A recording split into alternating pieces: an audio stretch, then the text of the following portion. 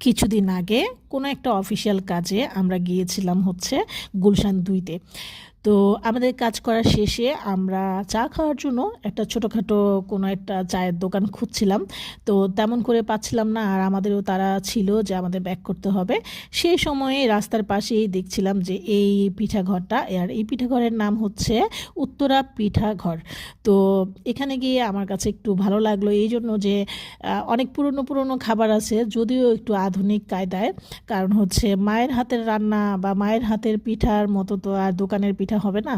তো এটা হচ্ছে মালপোয়া, মুখশালা, তারপরে হচ্ছে পাটিসাপটা, তারপরে পাকন, নারকেল পাকন, তিল পাকন, তারপরে অনেক ধরনের খাবার, অনেক ধরনের পিঠাই আছে যেগুলো আমাদের বাংলাদেশের ঐতিহ্যগতভাবে পরিচিত।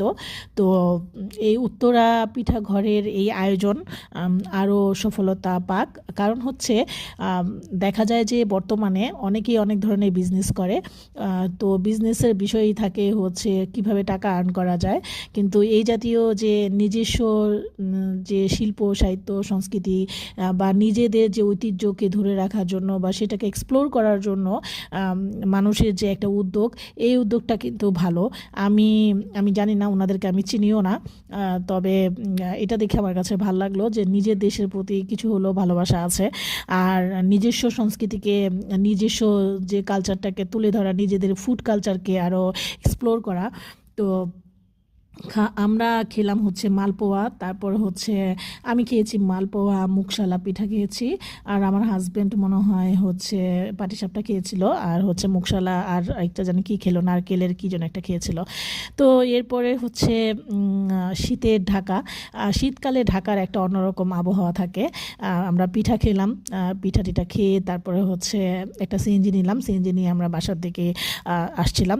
তো আসার পথে হচ্ছে যে এই যে হিরাজিল, হাতির ঝিল, আমি সবসময় এটা ভুল করি, সেটা হচ্ছে যে হাতির ঝিলকে আমি সবসময় হিরাজিলই বলি, কারণ আমরা দীর্ঘদিন ছিলাম হচ্ছে মতিঝিল কমলাপুরে, ওখানে যেহেতু হিরাজিলে খাবার খেতাম, তো সেই কারণে ব্রেনে সবসময় হাতির ঝিল আর হিরাজিল এই দুটোর মধ্যে মিল ঘোরা, মানে সবসময় মিলে যায় আর কি।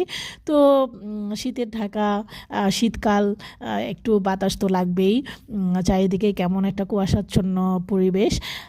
তো ব্যস্ত নগরী ঢাকা, ঢাকার যে শীতের একটা সৌন্দর্য আছে, সেই সৌন্দর্য দেখতে দেখতে বাসায় চলে আসলাম। আর আপনারা কে কী পিঠা খাচ্ছেন, কাদের কাদের বাসায় কী ধরনের পিঠা তৈরি হচ্ছে, সেটা কমেন্ট বক্সে জানাবেন। Thanks for watching.